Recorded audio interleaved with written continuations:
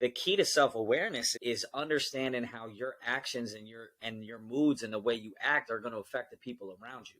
What I always tell people is you're not going to be on your A game every day. I would love to tell you that I'm the best version of myself and every day I 5.0 it. And I'm like, man, I killed it today. And you know what, man? Some days I do feel like I had a really good day. But I guarantee you that there are some people that didn't think I had a great day. Fact. There are. And so the key to this journey that we're on is being self-aware enough to realize when we didn't hit the mark, when we didn't say the thing we should have said at that moment. And what I tell people all the time is, if you can't remove ego from the situation and re-engage with that person the next day, then you do not have the emotional intelligence to be self-aware.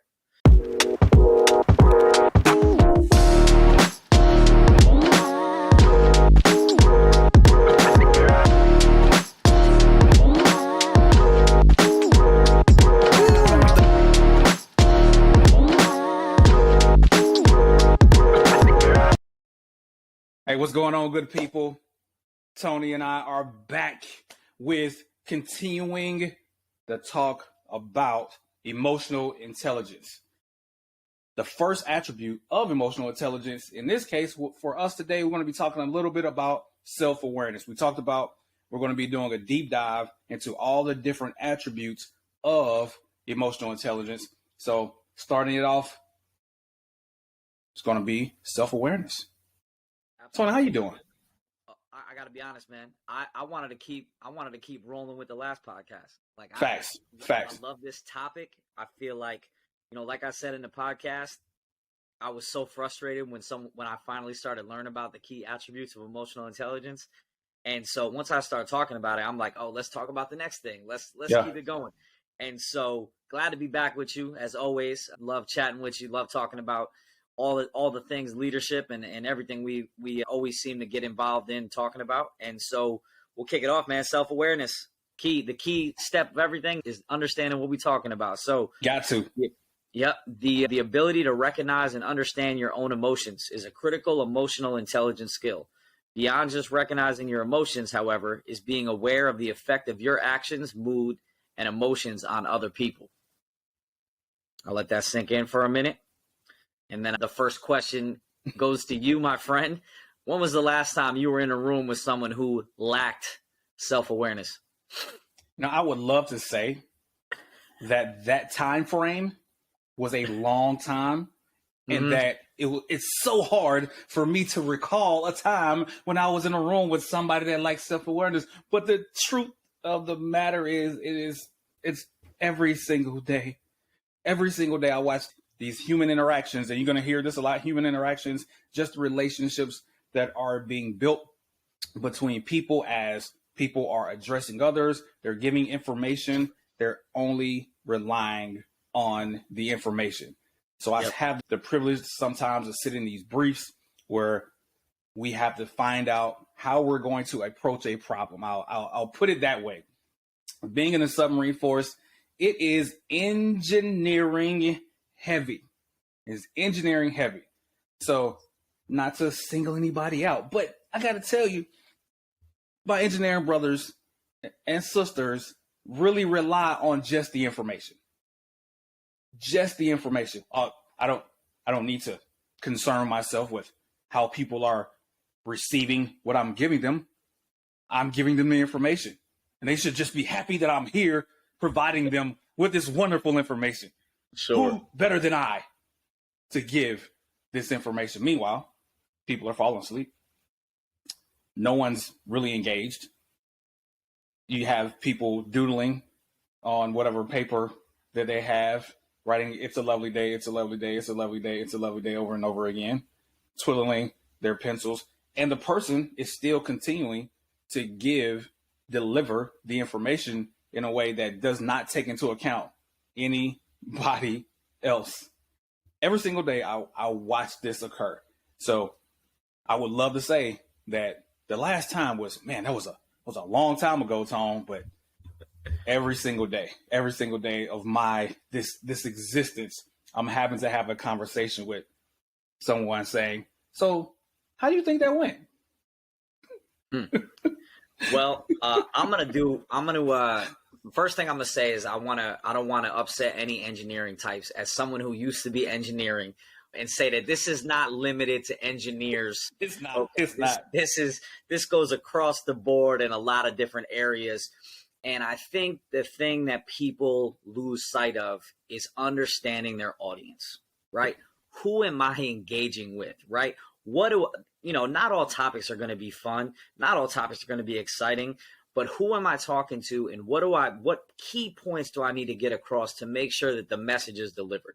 And so what are some things you look at when you're, talking to an audience to see if you are hitting the right notes and making sure that they're engaged with what you're saying? What are one or two things that you always look at?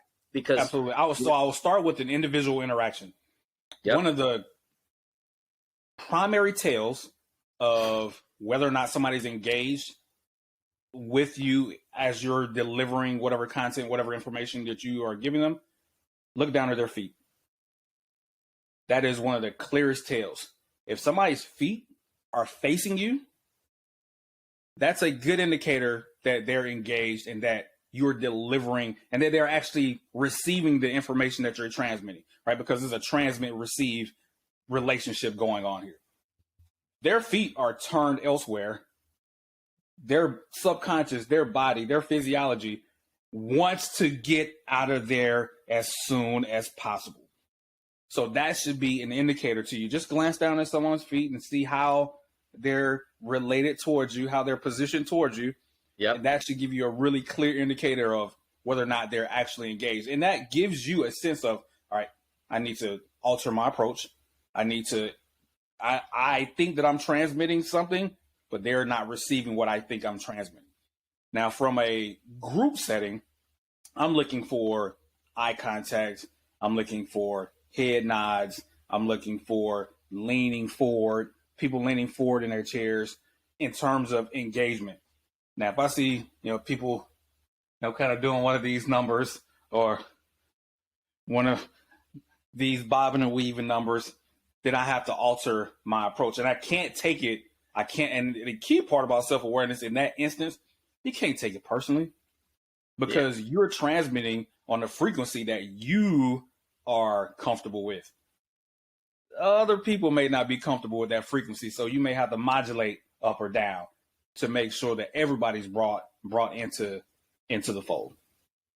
Yeah, love it, man. I think when we talk about self-awareness, it's definitely something that there's so many different, areas to kind of go into, because we also need to be not only self-aware of what we're putting out, but how we are perceived and the way that we're, acting on a daily basis, right? Because, you like you talked about in the podcast, if you're leading the wrong way, what happens in that aha moment when someone's like, hey man, you're a jerk? Yes. You know what I mean? Like, what happens when you have a bad day and you don't even know you're having a bad day? And so, your example was when you were a younger leader and hadn't really, found your way. But the key to self-awareness is understanding how your actions and your moods and the way you act are going to affect the people around you. And what I always tell people is, you're not going to be on your A game every day. I would love to tell you that I'm the best version of myself and every day I 5.0 it. And I'm like, man, I killed it today. And you know what, man? Some days I do feel like I had a really good day. But I guarantee you that there are some people that didn't think I had a great day. Fact. There are. And so the key to this journey that we're on is being self-aware enough to realize when we didn't hit the mark, when we didn't say the thing we should have said at that moment. And what I tell people all the time is, if you can't remove ego from the situation and re-engage with that person the next day, then you do not have the emotional intelligence to be self-aware. You don't. Because there are plenty of times where in the moment, I might not say the right thing. We've talked about it before, right? It's not always about what makes you feel good. It's what needs to be said at the moment. But none of us are perfect. Emotions are a real thing. We might get upset. We might get worked up. We might take things personal. But the self-awareness piece is being able to be like, man, could have did that better. Could have did that better. Yep. And so, grab that person the next day, a couple hours later, moods have calmed down, and just tell them. I literally have called people in my office and been like, hey, I couldn't sleep last night. Real talk, man. I was very frustrated with how you handled something, but the way that I handled it was not beneficial to either of us. And so in interactions as leaders where we have to have those tough and difficult conversations, and we have to be having uncomfortable situations, because that happens, right? Or being comfortable in uncomfortable situations, wherever you are in your journey, you have to make sure that the people that you're talking to, you're delivering the right message. And if you get to a point where all you did was not make the situation better or not help them grow, then you need to be self-aware enough to re-engage in that conversation and apologize. And what you'll find is that you'll find a lot more common ground, and it shows that you're heading in the right direction with emotional intelligence. So that's just something that's always fresh in my head that I always like to talk to people about, because being self-aware is not always an in-the-moment thing. Sometimes it's, did you realize that you did something wrong afterwards, and then how do you handle that? And I know you had something, so go ahead. No, I'm just going with you, bro. I'm thinking about this as you're talking about it, because one of the things that you talked about is being comfortable in those uncomfortable positions. And it reaches back to the first time that we started talking about emotional intelligence. You don't naturally grow into a place where your emotional intelligence just matures. That's an intentional process. Intentionally have to go towards pain. You intentionally have to go towards that uncomfort. You intentionally have to go towards that adversity and that discomfort where it's like, I know I messed this up, but maybe if I don't say anything about it, she won't bring it up. No, that's not how anything works. It just festers and becomes weird and awkward and even more painful in that specific relationship. So, and self-awareness is right at the head of that snake in terms of, you have to be intentional about growing and expanding. Because when I think about self-awareness, I think about just being honest with yourself. Yep. And sometimes you got to look in the mirror and say, you ugly. You got to go fix yourself. Yeah, and to everyone listening, this is not limited to a work thing. We need to be self-aware with our spouses, our kids, because I would tell you that I might be better at work in some of these situations than I am with my wife. I'm 1,000% better at work. I'm still, man. That's a bonus podcast right there, man. We won't get into the marriage side of this today, but we could just say that being self-aware is equally important when you're having conversation with your spouse, and your ability to apologize in those moments and to say you could have handled it better is equally important for a sustained marriage. I know me and you both feel the same way about having that significant other. Kind of makes us better versions of ourselves. And so being able to recognize those things are key attributes that we need to make sure we're using every day, man. So yeah, you got to be willing to own your own mess. Yes. And that's a painful process. Being honest with yourself, being able to look in the mirror and say, you were trying to convey X, you conveyed Y. Yeah. You got to go correct it. You got to go fix it. You got to go rectify that situation. And the pain that comes out in that process, that's the differentiation of becoming that self-aware leader or staying at that same level and not really facilitating an environment where people can grow and be the best version of themselves. Love it, man. The other key that it talks about a lot is recognizing your own emotions. Yeah. And so I will tell you that, the follow-up is key. All those things we talked about is super important, but also your ability to know what your triggers are and what's going to get you somewhere where you know that you're not going to be able to lead from a good place, and how to walk away from those moments or be like, hey, listen, maybe now is not the right time. I would love to engage with this conversation, but I'm going to need a couple minutes. And so your ability to do that is huge, right? Because if you know that when this person goes down this path with you, that it's going to take you off your A game, and it's going to maybe make you respond a little faster. Maybe you're going to take it personal. Maybe you're going to be upset, and you can take a minute to kind of catch your breath and get in the right headspace. That is a game changer. It is. So knowing what I say trigger, but knowing those things that are going to just tweak your nerve a little bit or get you off your game. You might not always be able to walk away and have 15 minutes. You might be in the meeting, in the room with the people. And so before that meeting, have that conversation with yourself. Look in the mirror and be like, you about to go sit down with this person that they're going to say something that is going to bother you. How are you going to respond to it? How are you going to respond? Because I know I have literally shut my door before a meeting and just been like, I am going into this meeting to take care of this and this, and I am not going to allow anyone else to mess that up. Or am I going to allow my delivery to affect the people that I'm having this meeting for, right? Whatever that thing is. If I'm not going to be in the right headspace, I might hurt the people that I serve. And so I'm going to let some stuff fly. And I'm going to stay focused. And if you can have those conversations, man, you're going to see growth. You're going to get better. You're going to realize that you can handle more situations, and that you aren't so quick to anger. And I just think that's something I really think is a key attribute that I wanted to mention too, man. I don't know if you got anything to add for that, but. Yeah. And I think it goes back to the conversation where you talked about, hey, we're not talking about pushing your emotions down, because you're going to be in those scenarios where you're not going to have time to go close the door. You're not going to have time to, take that breath, to take that minute away to get yourself recalibrated. You may have to deal with that in real time. And for me, the best way to deal with it is just simple acknowledgement of the emotion that I'm dealing with. I understand, hey, stimulus has happened. Emotion has come out. I recognize and acknowledge that emotion. And I'll even tell my team, hey, I'm a little pissed off right now about X, Y, and Z. So that may shape my responses. I'm going to ensure, do the best that I can to make sure that I give the most clear information in this setting. But just know I'm a bit compromised. I would tell my team. I would tell anybody that I'm interacting with. I let them know what emotion I'm dealing with. So I may be clouded, so that they understand.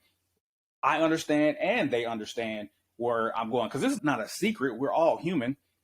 So there's no reason to push it down and try to squelch it and push it away. And then, you just have these bits of Tourette's kind of leak out, right? While you're trying to hold it down, right? You just let it know, let people know, acknowledge it, and say, hey, this is what I'm dealing with. This is what I'm going through. And this is how best I can process this information right now and deliver it. And I'll give you just a little background about me too.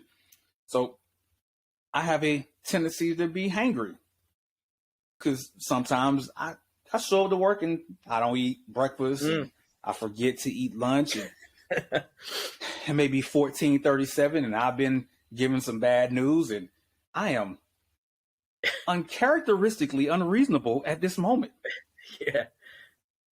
So I told my team, I told my chiefs, I was like, look, sometimes I forget to eat and I get hangry.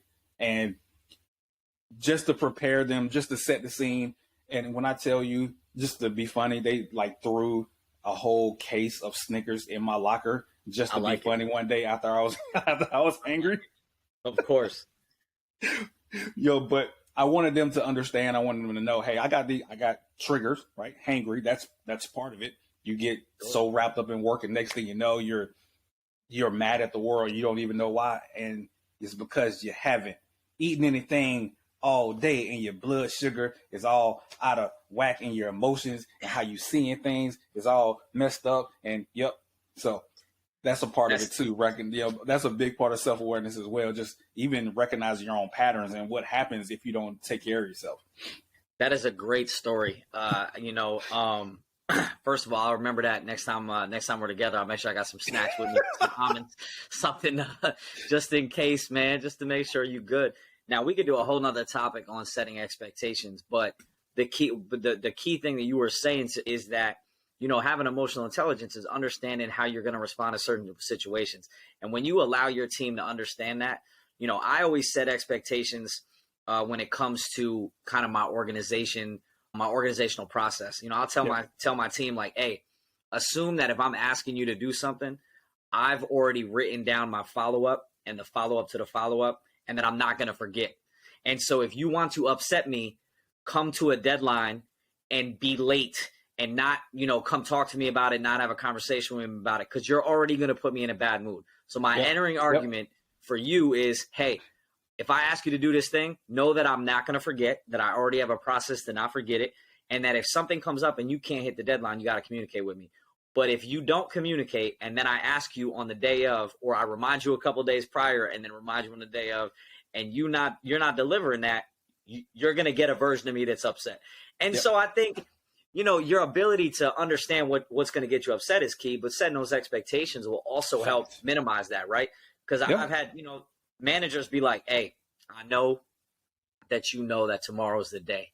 I need till Friday. I will have it to you. And I can deal with that. I'm a reasonable human being, but set those expectations, man. Yeah, the only place where your people shouldn't get the answers before the exam is in fourth grade. Sure.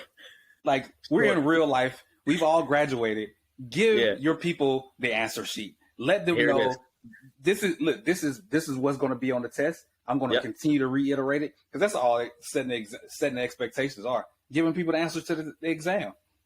Love it, man. That's a great terminology. And it's funny, man, because the other thing that I always reference is if I don't get a workout in, like if I go a couple days and I haven't ran or worked out, I'm like, I'm just going to be in a bad mood. And so I literally have been to a meeting, and a chief will be like, hey man, work out this week?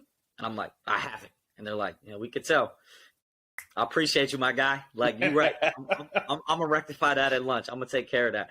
And so, again, like we continue to talk about here at Leadership State of Mind, we're never perfect. We're trying to do is bridge the gap. We're trying to take 40-something years of leadership experience and get you to learn things way earlier than we did, so you can be significantly better than you are when you get to where we're at. And so, man, one thing I definitely wanted to ask you about was, what are some things you do to be more self-aware? Yeah, so probably the number one thing that I do is I consistently ask myself a question. I think questions are kind of the key to yourself. Ask questions of myself. One of the main questions I ask of myself is, what would other people change about me if they could? Right?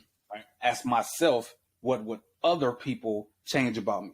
Because that does a couple of things. That forces me to put me in the shoes, into the perspective of the other person viewing me. And you get some really uncomfortable answers when you really put yourself in that perspective. It's a unique place to be, because you got to call the baby ugly. Yep.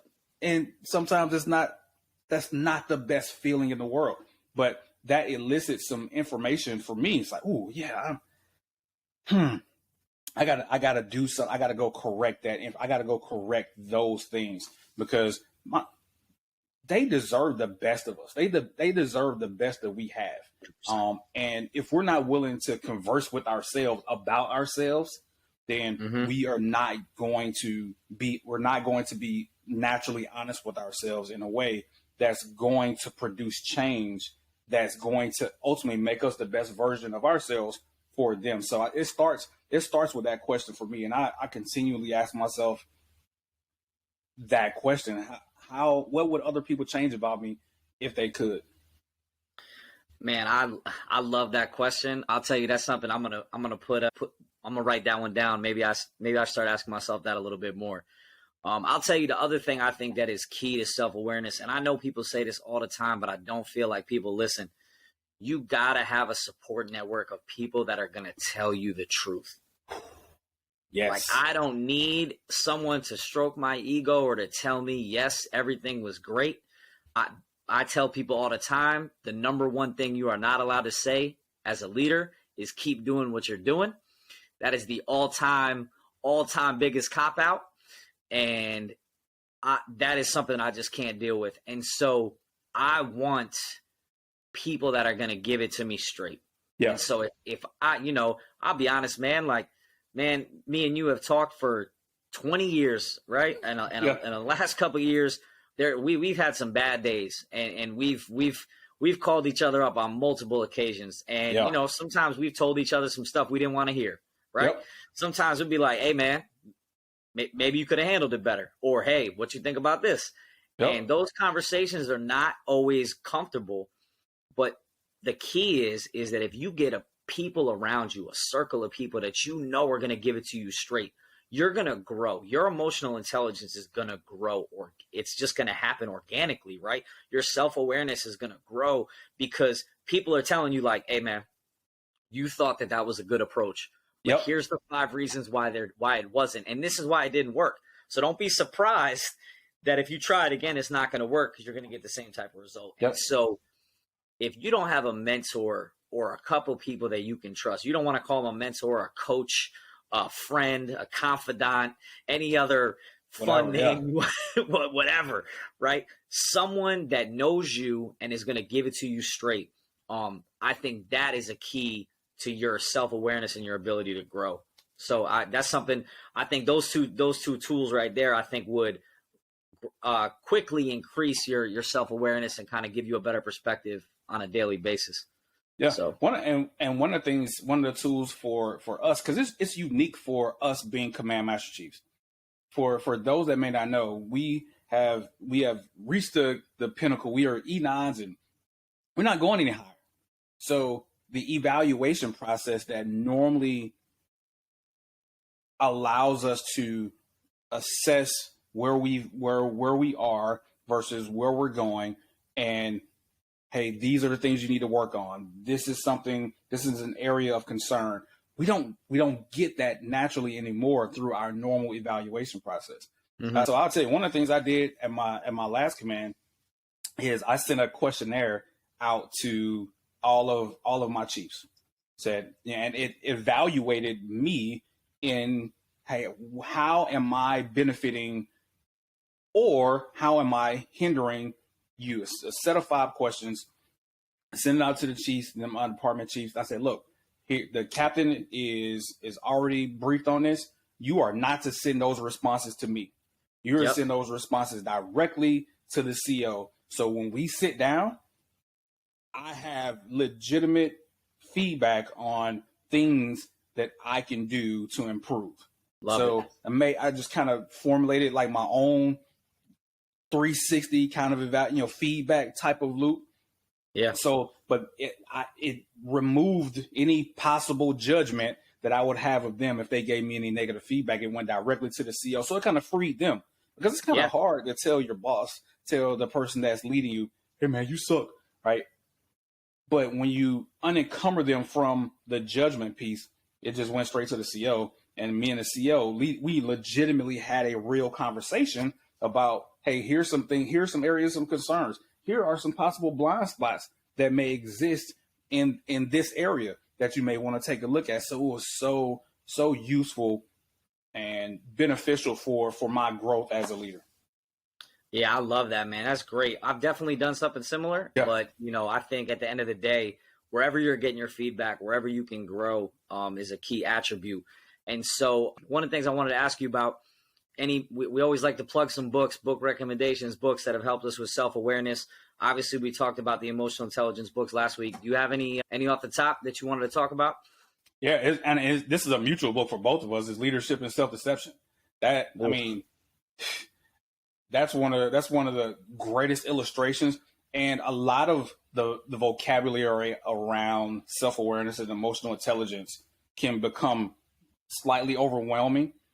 Yeah. Leadership and Self-Deception, and how they frame the scenarios through stories, through the scenario, through these anecdotes, it just illustrates it and makes it so clear. Being in the box, being outside the box, like it's so awesome. Yeah. So, shout out to Arbinger Institute. Love the book. If you haven't seen it, check it out. Great intro into self-awareness. Some great scenarios that will really paint a good picture for you. And so, yeah, man, definitely check that out. And I think once you've read that book, I think you have a better understanding. And so if you haven't read any books on self-awareness, please go check that book out. Tell us what you think. And yeah, man, I mean, I think in everything that we do, learning about ourselves and learning how we lead and how we interact with other people is going to make us better. And so we continue to do this deep dive into emotional intelligence. We're going to walk through each one of these different characteristics to try to paint a picture of where you can help and develop. Because like we talked about in the beginning, if you have some of these skills organically, that's great. But understanding why they work and understanding how to get better in those areas is where the growth is going to come. And so hopefully y'all like what you're hearing. Hopefully you keep coming back. Man, like, share, follow, do all the things, comment, let us know what you think. Let us know if you got some questions, some conversations you want to have. And we can definitely engage with y'all. So I don't know, man. Oh, what else you got? You got anything else? No, just the journey to become, a self-aware leader. Just remember, it's a hard one, but it's absolutely worth it for your people. It's absolutely worth it because you're going to be in a situation where you're tilling the ground and making it optimal for growth to happen in the place where you have control, where you are leading. So yeah, definitely worth it. Love it, man. Love it. Always love the conversations. Great dialogue, man. Thanks for checking it out. Please continue to like, share, and follow. Leadership State of Mind, continuing to change the way you think about leadership. So come check us out. Peace. Peace.